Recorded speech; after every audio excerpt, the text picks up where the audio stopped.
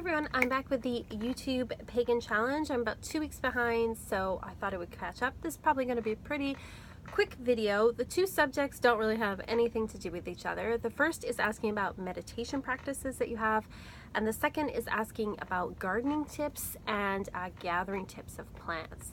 So I'm going to start with the last one first and basically just say, I don't have any tips for you. I don't garden. I have attempted to garden. I've put some flowers in my front garden, which is very shaded. So what happens is the greenery grows and I get the odd flower, but a lot of them just don't flower because I think it's too shady. And also there's cedar trees nearby and they drop their needles, and I think that's making the ground a little too acidic. So my attempts at gardening have been so at best. I do have a plant in my office that I keep alive, that I'm proud of. It's a succulent. It's pretty easy. I water it once a week and it seems to be okay. As for gathering plants in the wild, I don't, because I don't know enough to do that, and I'd probably pick the wrong thing, so I just don't.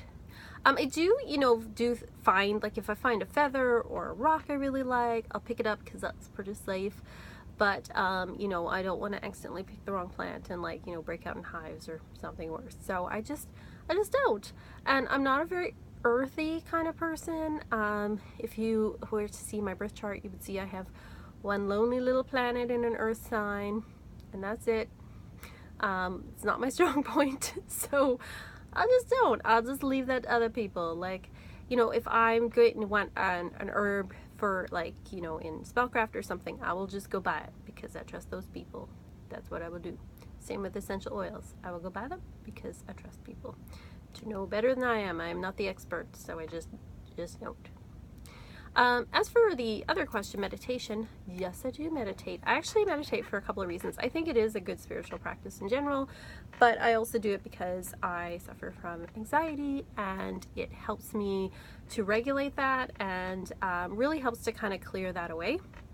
So it's definitely good for my mental health as well.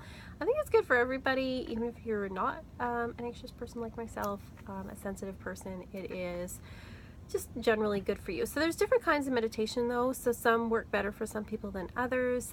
There is sort of this misconception that meditation is about clearing your mind of all thought.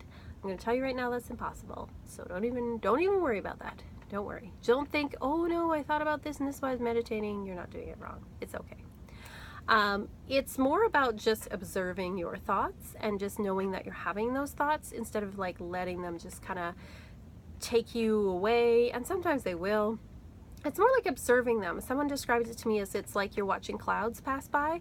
So when a thought comes, you just let it come and you just let it go, just like you would let a cloud pass by or a leaf on a river. Just let it pass by. It's okay. We all have thoughts. I think the first way that's easiest to get into is guided meditation. You can find loads of guided meditations for free on YouTube. Just look up guided meditation and you will find all sorts of things. There's a guy named Michael Seeley, S-E-E-L-E-Y, I think, who has a whole channel just devoted to guided meditations. I think if you're starting with meditation, these are the easiest because you have somebody kind of directing you through them.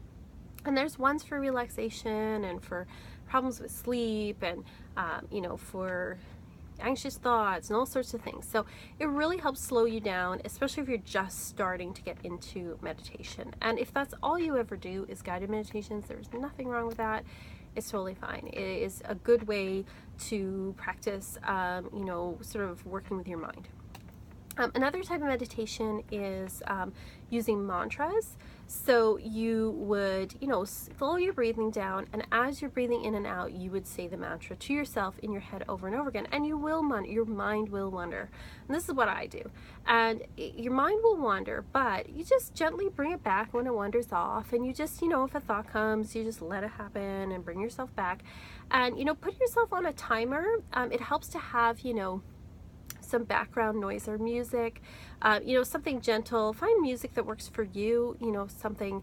A lot of people like kind of new agey kind of music to meditate to. You can also find there's apps that really work really well as well, that have things like rain sounds or waves, and then those just in general help to relax you. And put yourself on a timer. don't think, oh my God, if I meditate, I got to do for an hour or something like that. You know, I do 20 minutes, but you can even start with 5 minutes. There's nothing wrong with that. 5 minutes, you know, and then build yourself up and, you know, see what kind of works for you. I meditate once a day. I do it in the morning before I start my day, and it just kind of helps calm my chattery mind. And you know what? Some days are going to be better than others. Some days you're going to feel like, yes, I had a really great meditation session. Other days you'll be like, that was poo. My mind wandered all over the place. That's okay. It happens. You're not going to have a perfect day every day. It's okay. Another form of meditation is just focusing on breath. Very much similar to focusing on a mantra. Breathing in and out. I find my mind wanders a little too much with that one, but some people really like that. Some people don't like any music at all. They just like silence. Everyone's different. So you got to kind of like experiment a bit with what works for you. But I think a meditation practice is really helpful. It just, you know, it just helps to clear your mind a lot. And so, you know, even if you're not someone that has, you know, like I said, anxiety or you're not a overly sensitive person or anything like that, I think it's still definitely beneficial. So let me know what you do for meditation. Do you meditate?